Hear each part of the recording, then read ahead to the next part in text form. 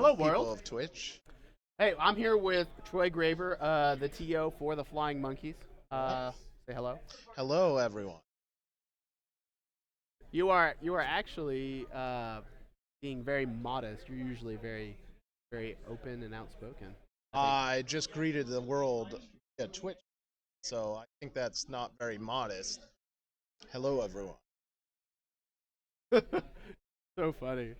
You're so funny. So, uh, anyway, we just wanted to get a quick interview with Troy, get his input on the weekend so far, get his input on what he thinks about the final standings. Which, if you haven't seen, it's going to be Steven Hetmeyer, who is number 10 currently in the ITC, versus a brilliant night player, Mike Keys of the New World Marauders.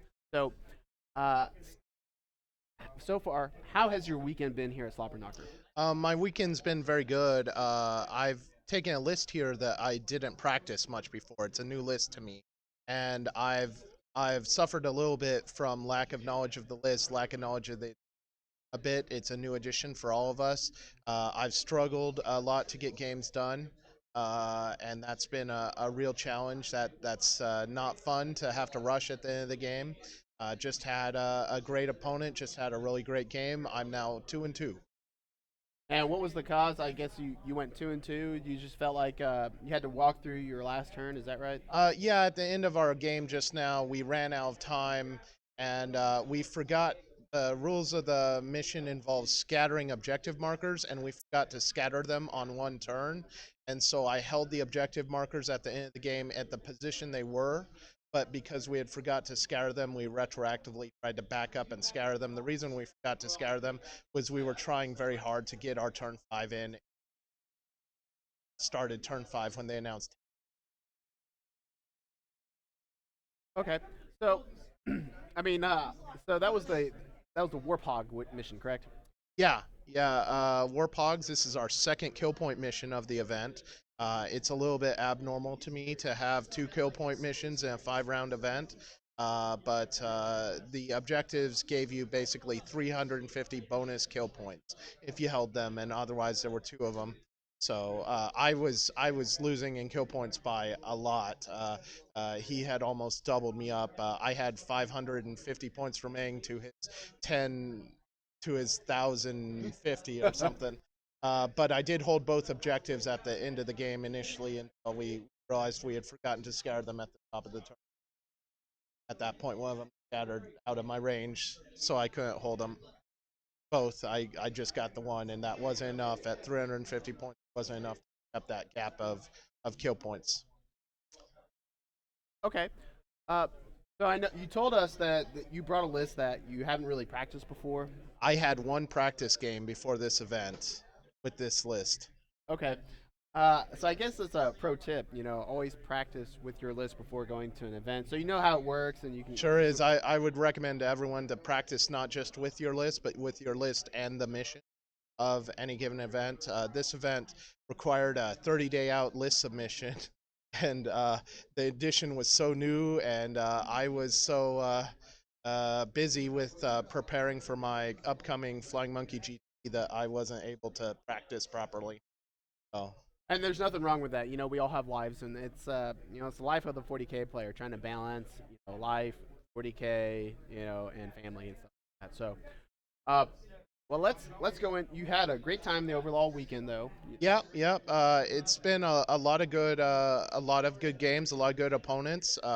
I'm feeling really good about my last 4 games. In fact, all 4 of these games have been really exciting, close enough to be exciting, and that's really quite fun. The Twitch feed was maybe a little bit more one-sided in my favor than some of the other games. Although it could have come out the other way, he could have won because we ended on turn there. Could have gone the other way there. Yeah, I could see that. Uh, so let's get your opinions on the last round with Mike Keys and Steven Hetmeyer. You got 3 knights in Gulliman, and then you have 4 Storm Ravens and 4 Dreadnoughts in Steven's list. So, how do you think that's gonna be played out? That's going to be a really interesting game. I haven't faced either of these particular armies yet in this edition. I haven't really even seen them play in detail. They're two what could be called relatively netless. The dreadnoughts I haven't seen mixed with the storm ravens exactly, but seeing how he handles them and what he does with them, it's very congruent with other net lists that involves a lot of storm ravens, and especially in handling the GWFAQ and how the GWFAQ made it so that you have to have table presence beyond flyers to stick in the game. I would. I don't know how this mission's going to turn out, and I actually haven't seen exactly what mission this is. If it's an objective-based mission, I would give Steven the edge. But if it's a kill point-oriented mission again, then I would give it to Mike. Well, let's actually take a look at that mission. Let's look at it. So it is a retrieval mission with objectives, and obviously we've got pre-placed objectives. We have the primary scoring is take and hold, and secondary is slay the warlord, first blood, line breaker, and we even have those bonus scenario points, which include even Stevens at the point of the game, control all evenly number objectives, and then odd Thomas at the point of the game, control odd number objectives, and 3 points for master of averages, control both superior and inferior objectives. Um, that's a lot to remember for a any type of mission, even like for the ITC. Let me get your thoughts on this mission in general, and how do you think it's also going to play in favor of one army than the other? Well, I would say right away, looking at this, that Steven has an advantage in this mission. If he doesn't get shot off the table, he has more units, more ability to hold objectives. Mike has a total of 4 units in his army. So if he loses a unit, he is incapable of holding all 4 of those objectives. And that's even made worse by the fact that Mike, I believe, is dependent on the rerolls granted by Rowboat Girlyman. And Rowboat. yeah, so he wants to group up and he wants to stay close. He wants to stay close to one another, to his own units, which will prevent him from spreading out onto the objectives too much. Knights are real fast, rowboats real fast. He can probably get to 2 objectives without too much problem, but I would imagine Steven also has no problem getting to 2, provided he isn't shot off the. Okay. Uh, now, is it even true that can you hold objectives with Imperial Knights, or does it have to be infantry? Anything can hold an objective. Even flyers can hold an objective, as long as they're within range. Now you can't move the relic, for instance. Relic has.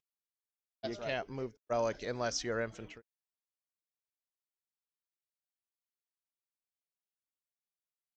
Okay.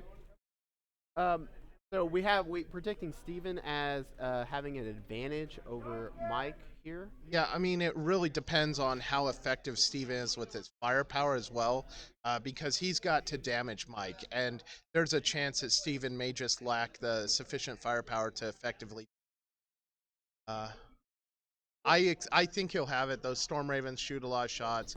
Who goes first is going to matter a lot. Both of these armies can alpha strike pretty hard, uh, so I would say that that's also. Okay. We're also planning on changing up the table a little bit. I know that there has been a lot of first level line of sight blocking terrain, but because both armies have uh, models that are taller bases, we're actually planning on adding two second level line of sight blocking pieces of terrain. And that way, if the opponent, if either player wants to hide Storm Ravens or hide Knights, they are able to do that. What do you think about that? Do you think that will have an outcome in the game, being able to hide some units more than others? Do you think an army will have an advantage over that? I would say that Steven would be more able to exploit that advantage. I'm not sure that I like if you have line of sight blocking terrain sufficient to hide an Imperial Knight. I'm not sure that in the same, like, that's a pretty extreme piece of terrain if it's able to obscure an entire to hide an entire Imperial Knight out of line of sight. That might be carrying the drive for line of sight blocking a little bit too far, maybe, but it'll be interesting to see how it comes out. One thing that I always struggle as a TO is to try to make sure that players don't feel like terrain decided the game for them. I like players to have terrain that they are able to use in the game and apply tactics to making use of the terrain, but I don't like it if players arrive at a table and they feel like the terrain is incredibly in favor of their opponent or vice versa. That is personally frustrating to me, and when I play games, I think it's frustrating as well to the people who attend my events. I would definitely agree with that. So, sorry guys, we're adjusting some settings on our audio. So, I know that we have the Flying Monkey coming up pretty quickly. Flying Monkey GT, September 1st through the 4th, Labor Day weekend. We're doing a 4-day event this year, which is really exciting for us. That's going to be really cool. Is this your first 4-day event? First 4-day event, our second year running the GT. We ran last year and had a pretty good turnout. We're an ITC major, had a lot of events going on last year. We're going to have even more events this year. It's going to be incredibly exciting. The fourth day has opened up the ability for us to run a 2 versus 2 team tournament event, which is really that's always one of our favorite events. Whenever we run local RTTs, satisfaction of our 2 versus 2 events is usually higher than our 1v1 events. And so we're hoping we can bring that to a GT level size playing field and have a lot of fun. That sounds pretty exciting. Unfortunately, I won't be able to make it until Saturday, or excuse me, Sunday. I Yeah. got to watch the kiddos. But uh, we will be streaming on Sunday. How many rounds are we playing on Sunday? On Sunday, we'll be playing 3 rounds. We're doing a 6 round 40K champs. 3 rounds on Saturday, 3 rounds on Sunday. Our Beer Hammer event will be 3 rounds on Friday night. Smaller games, 2v2 there as well. Our team tournament is going to be 3 rounds on Monday. So 2v2 there. And Age of Sigmar is Saturday night. Night Joust Saturday night. Kings of War is going on Saturday and Sunday. X-Wing is going on Saturday. So Good lord, that's like 100 events. yeah, right now I think we're at 9 events, officially sponsored events, if you include our pub crawl, and that's really great. We'd really like to do a Shadow War Armageddon event and have one more event in there. We need a few more players to make that work. So if you've got any interest in playing Shadow War Armageddon, that'll play opposite our team event on Monday, and we'd really like to do an entire Shadow War Armageddon campaign in a single day. For anyone that's interested, we did a league at the local shop and it generated a lot of positive buzz and a lot of energy. So we'd really like to do a league in a single day. Okay, that'll be interesting to see. Yeah, it sure is. Shadow War Armageddon has a lot of interesting tactics and dynamics to it, and interesting terrain and table layout, and it's a really fun way to progress. You have a small squad of minis. It's somewhere around. It's you end up an entire league with 25 power level or so of minis, and they're mainly basic troops, and you build up your squad and you gain abilities throughout the missions. Sometimes guys get injuries and lose abilities. It's a really exciting way to play a 40K s game using 40K models that is its own game. That's also really fun. That sounds pretty cool. So I know that the Iron Halo and and Flying Monkey have worked in conjunction for many years. I Yeah. know we share terrain. We support each other with tickets and things like that. What you know is this has been, I guess this has been a pretty good partnership for us. Is that correct? Yeah, it's really worked out. I don't like to do anything. I don't. I don't think of myself as smart enough to invent things. I like to learn from others and steal their ideas. And I stole a great number of the ideas from Iron Halo, and always try to build on those. And am always willing to collaborate with people that are willing to work with me. Especially uh, things like table mats and terrain. There's no reason they need to sit unused. If someone's got them, we might as well share them. We might as well use them together and get the most enjoyment out of them we can. Terrain is such a tremendous amount of work, and anyone that's willing to run a GT and do the terrain needed to run a GT there's no reason that terrain should just sit in a box for a year between. Nope, So, 100% agree. And one of the cool things, God, I lost my train of thought, but uh, you know, one of the things with copying each other's events, I really feel like copying is really just the most sincerest form of flattery, and so I appreciate that. That's really nice of you. I really admire all the prize support that you have received for your tournament. I am just like, it was like every day we're, for a month, and I'm like, what I already have your time to do that. we think we're going to be announcing prize support sponsorship almost every single day from here on out, all the way up to the event. We have accumulated a tremendous amount of sponsorship, thanks in large part to my wife, who has contacted a lot of gaming vendors and gaming accessories vendors. We post almost every day on our Facebook page with sponsorship or new announcements of terrain and the like, and sponsorship has just been flowing in, much like it did last year. I think we posted today that we had officially eclipsed $2,000 in prize support sponsorship. I actually think we're closing in on $3,000 of sponsorship received. We never count sponsorship until it's actually been received from us. If someone pledges sponsorship, we don't count it until it's actually in our hands. So that's why our total grows so much as we continue to the event. Basically, all of the sponsor arrangements are already made. We're just waiting to products and Awesome. So I know that you personally don't count sponsor dollars until they arrive. That's really smart. So let's just say everything had arrived. How what would the value of that sponsorship be? it's incredibly hard to estimate because frequently a sponsor will say, "Okay, we'll get some products out to you."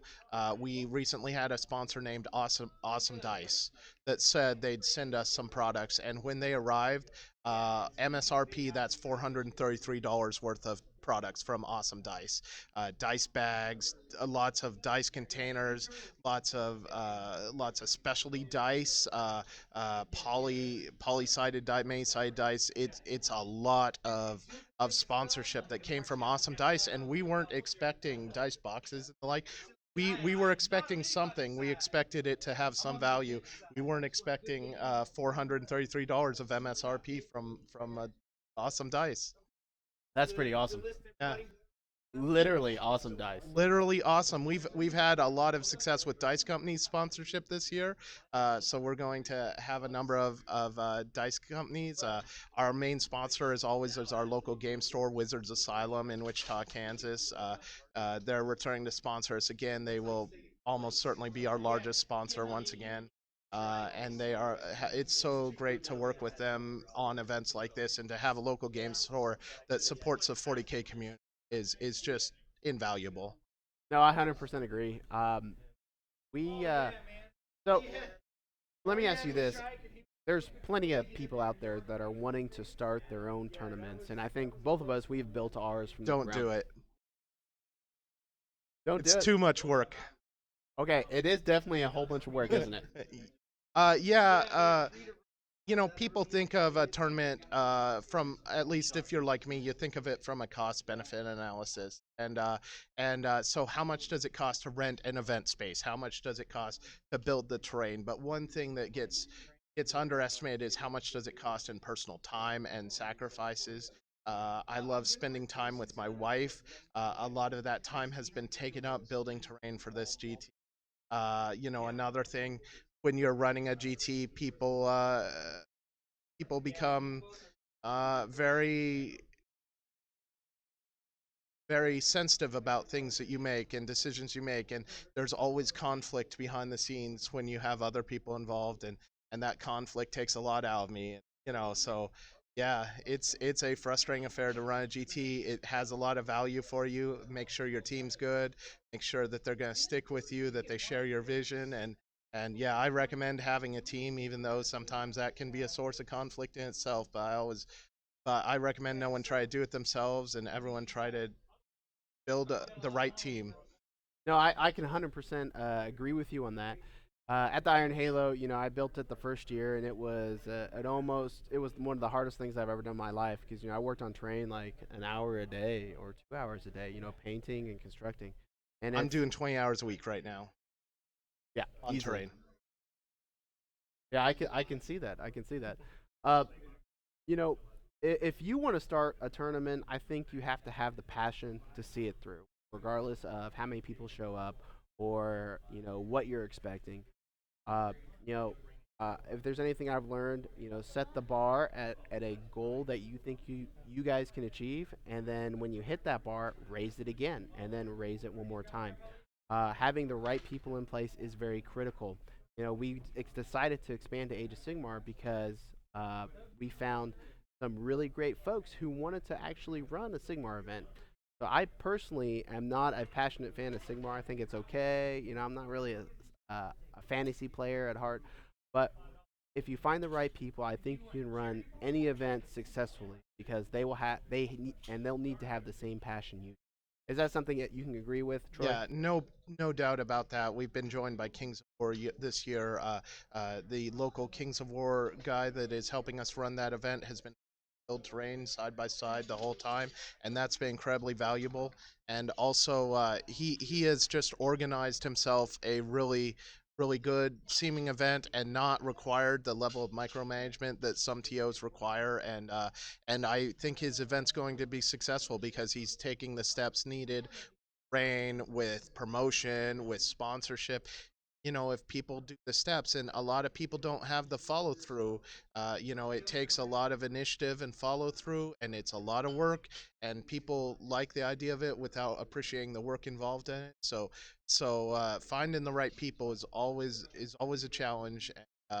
I agree that setting goals is wonderful. One thing that can happen is goals can get out of hand, and if set too auspicious goals and you're unable to achieve them, it's just really important that you also keep your goals within reason and continue to adapt and change. And as for instance, we really want to do this Shadow War Armageddon campaign, and if we don't sell 4 tickets to it, we won't be able to do it because that's what the minimum size for an event like that would be. So Yeah, I you would have to totally agree. stay within reason and not let your excitement overcome your rationality. Yeah, and you have to be willing to pull an event if you don't have the numbers, and you have to not be able to take that personally. And also, you have to be willing to reach out to events that may not be your cup of tea. I don't play Kings of War personally. I've played 2, 3 demo games in my entire life. I am so thrilled that they're deciding to join us this year, and I'm just really excited about that. I don't play X-Wing, similar 1 or 2 demo games all my life. It's really good to be able to reach out to them, to bring them in, to have them build our event into the sort of large-scale multi-game system convention that is my dream. That's going to be cool. Yeah. Very, very cool. So we're gonna sign off. We do appreciate Troy joining us on this show. It is. I tell you what, this streaming has been uh, quite awesome. I think we're definitely going to continue this to other events. I love the bonding with the community, getting to know the players. I love talking with other TOs Yeah. like yourself. And so, anyway, we'll close the show out, and we have about 25 minutes before we start round 5, the finals here at the Slobberknocker GT in Oklahoma City. So, as always, guys, dice safely.